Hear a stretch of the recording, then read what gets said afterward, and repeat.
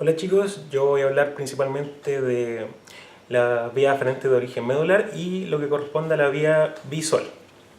Bueno, para hacer una introducción, principalmente las vías de origen medular se dividen en vía consciente e inconsciente. La vía consciente, un recorrido final de la vía consciente, el área somestésica del córtex, y la vía inconsciente, el cerebelo. Otra característica principal es que la vía consciente se comprende por 3 neuronas y la vía inconsciente por 2, que la iremos mencionando a medida que vamos avanzando en el práctico. Ya. La primera vía de la cual vamos a hablar es la vía del dolor somático y temperatura.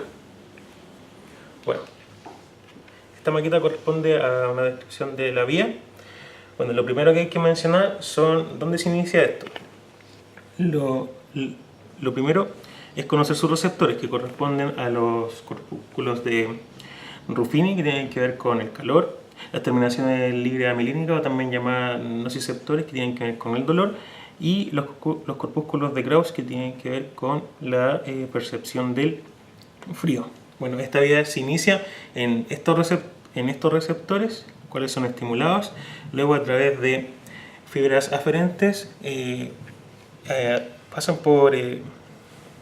van por el nervio periférico hacia la primera neurona. La primera neurona corresponde a la neurona pseudomonopolar, que está en el ganglio espinal, o también llamado ganglio sensitivo. Luego, a través de la acción de esta primera neurona, entra el estímulo a través por la parte dorsal de la médula espinal, a través del surco dorsolateral, el cual llega a la segunda neurona que hace sinapsis en el cuerno dorsal de la médula. Luego, la acción de esta segunda neurona que se encuentra en el cuerno dorsal de la médula atraviesa la comisura blanca medular y llega a formar el fascículo espinotalámico lateral, esto en el cordón lateral de la médula. Luego, esta asciende a través del fascículo espinotalámico lateral, por aquí, ¿sí?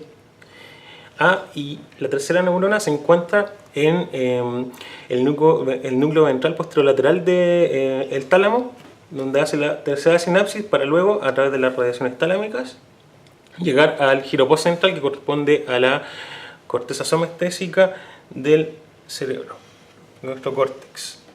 Bueno, eso principalmente lo que tiene que ver con la vía del dolor y la temperatura, que es muy similar a esta vía, que es la vía de la presión y el tacto protopático. Bueno, tiene un recorrido muy similar, pero una de las cosas que la diferencian son los receptores. Entre ellos los receptores de Bader-Pacini, que tienen que ver principalmente con la presión, las terminaciones terminaciones libres amilínicas, que tienen que ver, que se encuentran en el bulbo piloso, que tienen que ver con el tacto, y también los discos de Merkel, que tienen que ver con el tacto protopático. Bueno, tiene un recorrido principal similar al anterior, hace sinapsis en la primera neurona pseudomonopolar del ganglio sensitivo, luego atraviesa el surco dorsolateral de la médula y llega a la segunda neurona, que se encuentra en el cuerno dorsal de la médula, atraviesa la comisura blanca medular y llega al cordón lateral, pero a diferencia de la vía anterior del dolor de la temperatura, esta asciende, su trayecto en el neuroeje es a través del fascículo espinotalámico anterior. Esa es una diferencia importante: dolor de temperatura espinotalámico lateral y presión y tacto protopático espinotalámico anterior.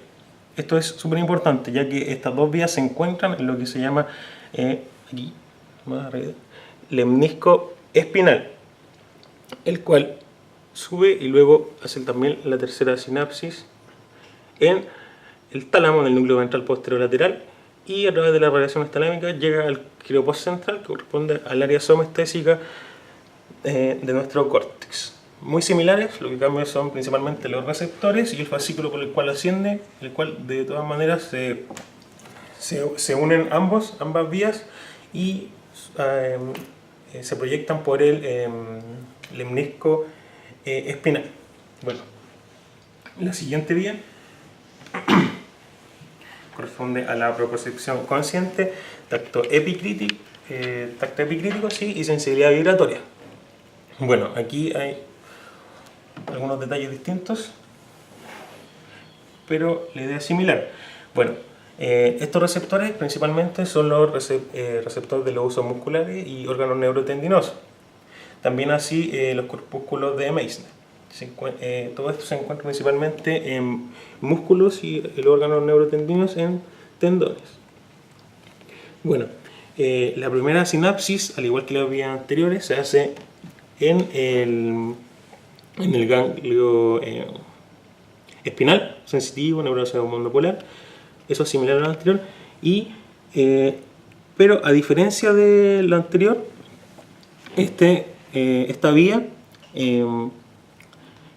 se introduce por el subcorso lateral, lo anterior, pero llega la segunda sinapsis se hace en los fascículos, tanto glácil y cuneiforme, pero no en ellos, sino que en los núcleos homónimos de estos fascículos. Por lo tanto, la primera sinapsis es en el ganglio espinal y la segunda en los núcleos glácil y cuneiforme, que se encuentran dentro de fascículos tanto grácil y cuneiforme. Recordar que fascículo grácil tiene que ver más bien con lo que se encuentra bajo los segmentos D6 y cuneiforme sobre los segmentos T6. Bueno, siguiendo con el curso de esta vía, ya sabemos ya que su trayecto en neurología va por los fascículos. Luego esta segunda sinapsis sube y aquí a este nivel ocurre lo que estas fibras aquí, estos se decusan estas fibras y lo que llamamos fibras arqueadas. Cruzan la médula y forman lo que conocemos todos como lemnisco medial. Lemnisco conocido, donde llegan fibras arqueadas tanto del lado derecho como izquierdo, y ambas se decusan y forman la decusación densitativa en este lemnisco medial. Luego este lemnisco medial sube y sigue un trayecto similar a las vías anteriores, donde la tercera neurona se encuentra en el tálamo, en el núcleo posterior lateral, y al igual que en la anterior sigue la radiación talámica y llega al giro postcentral, área somestésica.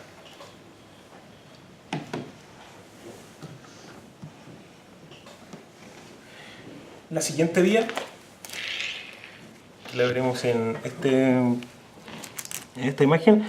Esta es la vía de la propiocepción inconsciente. Inconsciente, importante, como lo mencioné al principio, esta vía es distinta a la anterior, ya que la componen principalmente dos neuronas. Sus receptores son principalmente los usos musculares y órgano tendinoso de Golgi, que corresponderían a los órganos neurotendinos, sinónimos.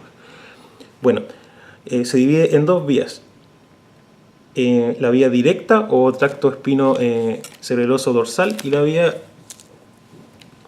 cruzada o tracto espino cerebeloso ventral.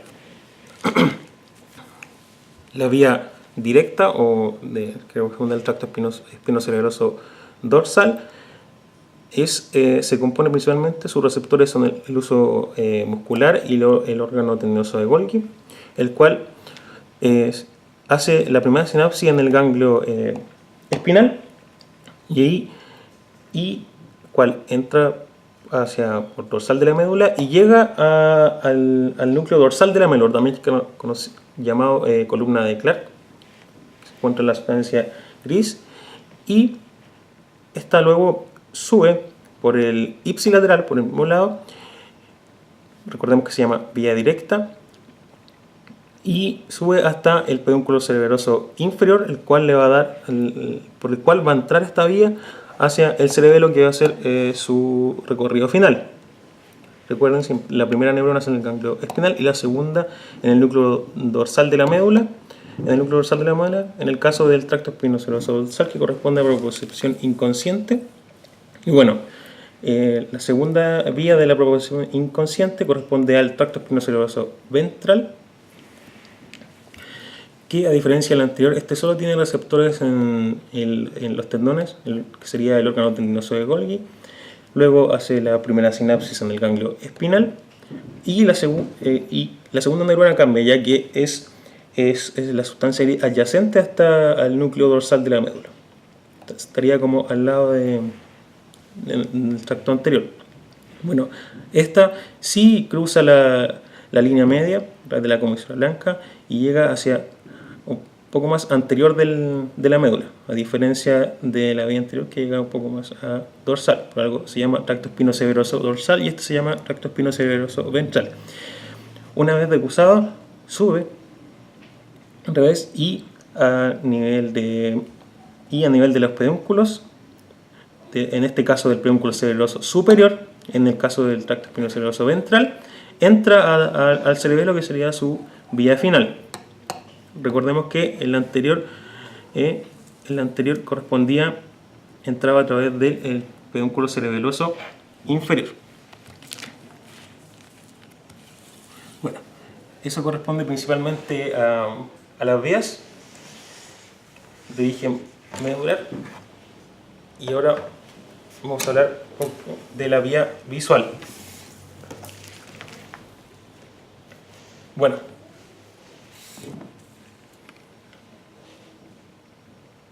la vía visual se compone principalmente de 4 neuronas. Las primeras neuronas, que son estos neuroreceptores, son neuronas especializadas que corresponden a conos y bastones. Son los que se ven en esta imagen. Bastones, conos. Son neuronas especializadas. Los conos están especializados principalmente en la visión diurna y los bastones en la visión nocturna. Bueno, estos se conectan, siguen su trayecto. Luego, la segunda neurona correspondería a la célula bipolar, que en este caso se encuentra aquí, que esta conectaría conos y bastón, que son la primera neurona, con la tercera neurona, que es la célula ganglionar, que es la que va a formar luego el nervio óptico. Por lo tanto, la primera neurona sería conos y bastones, la segunda célula bipolar, que conecta con sus axones la primera con la tercera, y la tercera la célula ganglionar, que luego va a formar nuestro nervio óptico. Bueno, ya mirándolo más macro, aquí en la retina encontraríamos tanto conos y bastones, la retina de ambos ojos. Ahí también se encuentra lo que es dentro de este ojo la célula bipolar y la célula ganglionar, para formar luego el nervio óptico. Lo importante de este nervio óptico es que al encontrarse con el nervio óptico del lado contralateral va a formar el quiasma óptico. Luego de este quiasma óptico se forma el tracto óptico, que va a llevar fibras hasta el cuerpo geniculado lateral, donde en el núcleo del cuerpo geniculado lateral va a ser la cuarta sinapsis, donde se encuentra la cuarta neurona. Bueno, luego este cuerpo geniculado lateral se compone por 6 capas neuronales. Aquí se encuentran las 6, distintos colores, donde van a ir a través formando las radiaciones ópticas y van a llegar al labio superior e inferior del surco calcarino, donde se encuentra el área visual primaria, sería el área 17 de Brodmann. Un tema importante a considerar en este caso sería un dato, que la hemirretina nasal y la hemirretina nasal es la única que se decusa a nivel del quiasma óptico, la hemirretina nasal. La hemirretina nasal, que sería más bien en la visión más medial. Son las únicas que se decusan. Y la hemirretina temporal, hacia el lateral, sigue por el lado ipsilateral. Por lo tanto, un tema a estudiar, se podría jugar con las lesiones en cada uno de nervio, en nervio, quiasma, tracto. Y por ejemplo, en el quiasma óptico podría haber, si hubiera una lesión ahí, habría una hemianopsia bitemporal por las proyecciones como llegan las visiones tanto del campo visual derecho y izquierdo. Eso lo pueden ir estudiando más a profundidad en sus casas. Y un tema interesante, ya que la retina nasal es la única que se decusa y aquí en el quiasma óptico, y la temporal sigue su mismo recorrido. Bueno chicos, eso era principalmente estos dos objetivos. Y eso, muchas gracias, espero les haya servido.